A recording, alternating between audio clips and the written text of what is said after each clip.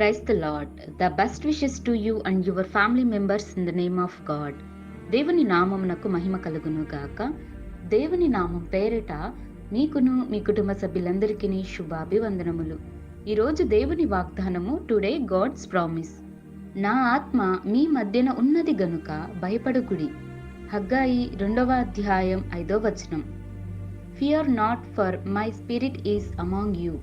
The book of Haggai chapter 2 versus 5. క్రీస్తునందు ప్రియమైన సహోదరి సహోదరులారా, ప్రభువైన యేసుక్రీస్తు మాటలు నిశ్చయముగా మనతో ధైర్యముగా ఉండుడి అని సెలవిచ్చుచున్నాయి. లోకంలో చాలా మంది మనుష్యులు ప్రతి దానికి ప్రతి విషయంలోనూ భయపడుతూ కంగారు పడుతూ ఉంటారు. కానీ వాక్యం సెలవిస్తుంది, నా ఆత్మ మీ మధ్యన ఉన్నది గనుక మీరు భయపడుకుడి అని దేవుడు వాక్యం ద్వారా చెప్పుచున్నాడు. దేనిని బట్టి మీరు భయపడుతున్నారు? అనారోగ్యం గురించి భయపడుతున్నారా? భవిష్యత్తులో జరగబోయే దాని గురించి భయపడుతున్నారా?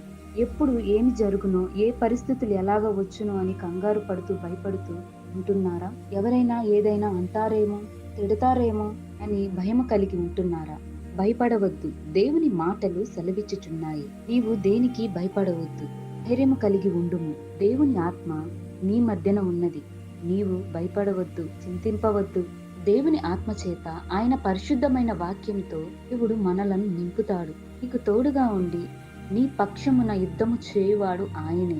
బట్టి దేవుడు ఆనందమును, సంతోషమును, సమాధానముతో మనలందరినీ నింపుతాడు. అలాగే మన పట్ల విశ్వాసంతోనూ యథార్థంగా ఆయనకు ప్రార్థనలు చేయాలి. ప్రతి విషయంలో దేవునికి ప్రార్థన చేసే వ్యక్తిగా ఉండాలి. దేవుడు మనకు క్షేమాన్ని, నెమ్మదిని, అలాగే ఈ వాక్యం వింటున్న వారందరికీ దేవుని ఆత్మ తోడుగా ఉండేలాగున ప్రార్థించుకుందాం.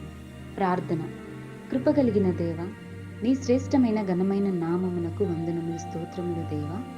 ఈరోజు ఈ వాక్యం ద్వారా మా అందరితో మాట్లాడి ఈ మాటలతో మమ్ములను, ఈ వాక్యం వింటున్న వారందరినీ బలపరిచినందుకు వందనములు, స్తోత్రములు దేవా. ప్రభువా, ఎందరైతే ఏ ఇబ్బందుల్లో, ఎలాంటి పరిస్థితులలో ఉన్న వారందరినీ దర్శించి నీ ఆత్మతో నింపండి. వారికి ధైర్యాన్ని దయచేయండి. ప్రభువా, ఈ వాక్యం వింటున్న వారందరికీ సమాధానమును, నీ పరిశుద్ధమైన ఆత్మతో మమ్ములను నింపండి. ప్రభువా, నీ యందు విశ్వాసం కలిగి జీవించేలా యథార్థంగా నీకు ప్రార్థనలు చేసేవారిగా దీవించండి.